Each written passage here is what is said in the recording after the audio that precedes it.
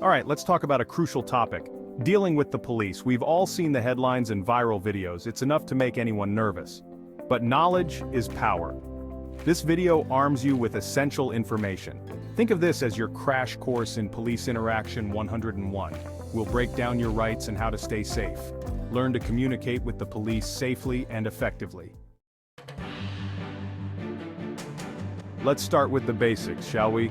You have rights, actual legal rights, even when dealing with the police. First and foremost, in many countries, yes, I'm looking at you, America, the police are actually obligated to tell you why they've stopped you. And speaking of eloquence, get ready to use your words because you have the right to remain silent. Now, I'm not saying clam up entirely, but you don't have to incriminate yourself. You also have the right to an attorney, and no, your cousin who vaguely remembers watching Law & Order doesn't count. Write these rights down, tattoo them on your arm, whatever it takes. Remember, knowing your rights isn't about being difficult or anti-police, it's about ensuring a fair and just interaction for everyone involved. Look, I get it. Being stopped by the police can be an anxiety-inducing experience. But here's the thing, getting angry or aggressive is like pouring gasoline on a dumpster fire. It's only going to make things worse. Think of it this way. You're essentially starring in your own cop show, and the goal is to make it as boring and uneventful as possible. So, take a deep breath, channel your inner yoga instructor, and remember that remaining calm isn't a sign of weakness. It's a sign of strategic brilliance. Assertive yet respectful, that's the sweet spot. The key here is to de-escalate the situation, and that starts with your demeanor. Keep your tone even, your body language neutral, and for goodness sake, put away the sarcasm. Okay, here's where things get a little bit tricky. In most cases, yes, you're legally obligated to provide your identification if asked by a police officer. Think of it as the price of admission to this hopefully brief encounter. Refusing to identify yourself can escalate the situation faster than a squirrel on Red Bull, so unless you're itching for a night in the clink, it's best to just hand over your ID. Keep it simple, keep it factual. Name, address, date of birth, the basics. And remember, if you're ever unsure about your rights or obligations in a specific situation, it's always best to consult with a legal professional.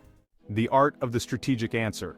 So, you've provided your ID, you're being a model citizen, but now the officer is starting to ask questions. Here's where things get interesting, because while you should generally cooperate with the police, you also don't want to incriminate yourself or anyone else. Remember that whole right to remain silent thing? Yeah, that still applies. You don't have to answer every question, and you certainly don't have to elaborate. Short, simple answers are your friend. Yes, officer. No, officer. I'd like to speak to my lawyer, officer. The key is to provide just enough information to satisfy their immediate inquiries without volunteering anything that could be used against you later.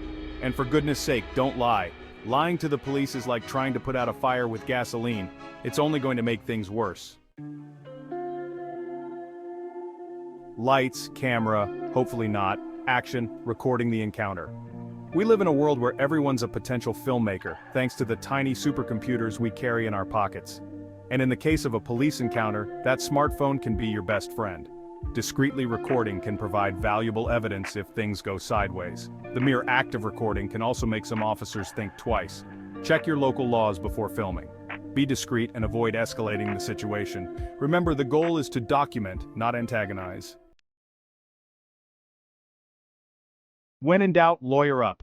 Okay, let's say things haven't gone according to plan. Maybe you tried to crack a joke about the officer's radar gun, or maybe things just escalated for no apparent reason. Whatever the case, if you find yourself in a situation where you're being questioned about a crime, or worse, being placed under arrest, it's time to channel your inner legal eagle and utter those magic words.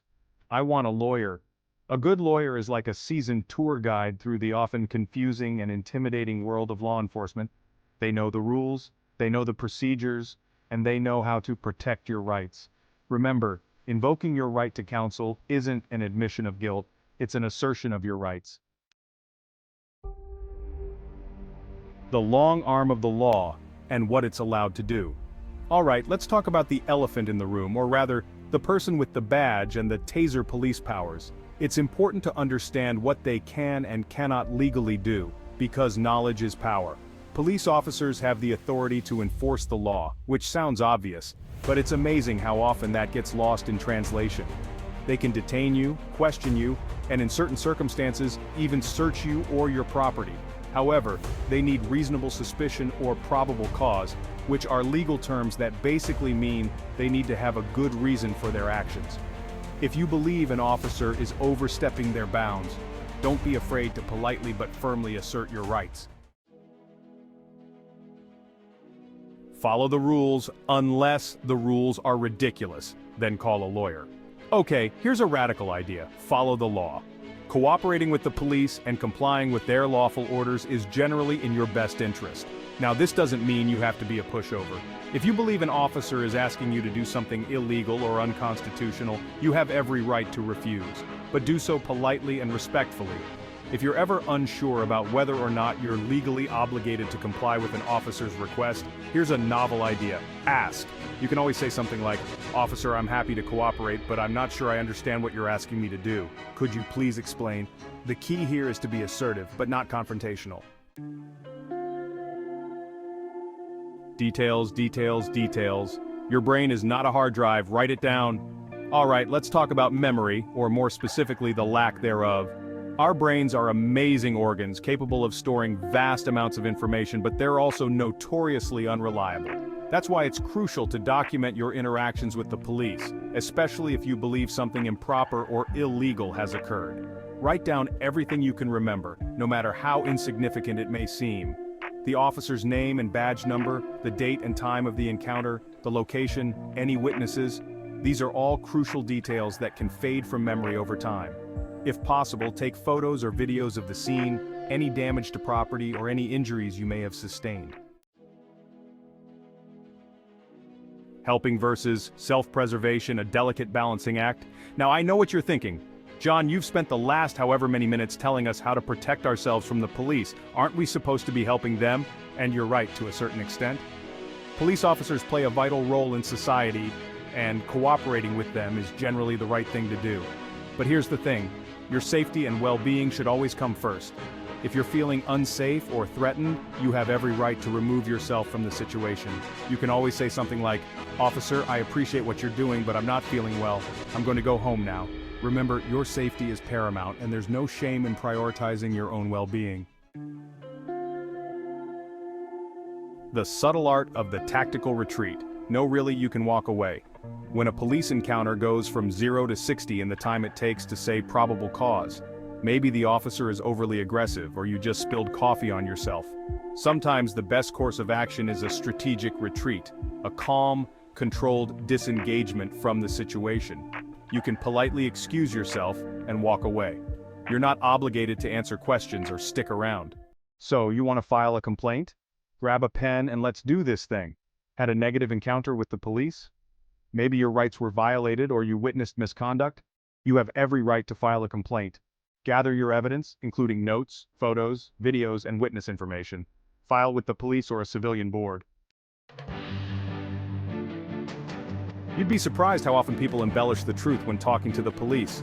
Lying to the police is a terrible idea. You're nervous, scared, and just want the encounter to be over.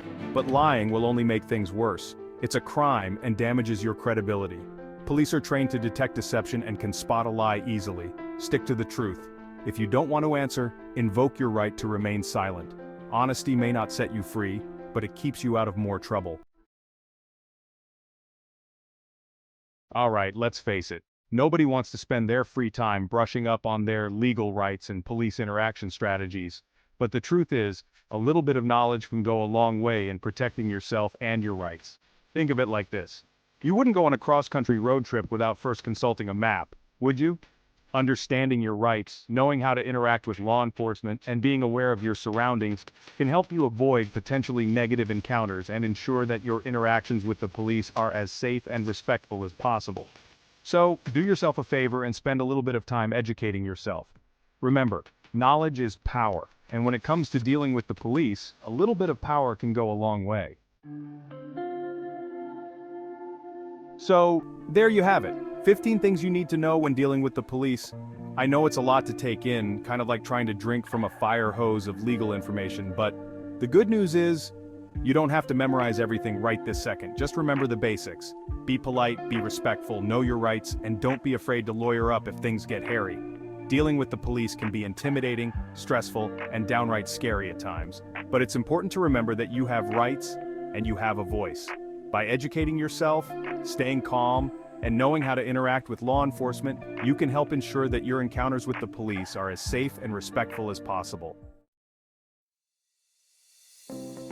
So there you have it, folks. Your crash course in navigating the sometimes murky waters of police interactions. Remember, knowledge is power, and knowing your rights is like wearing a metaphorical bulletproof vest in a world where things can get a little unpredictable.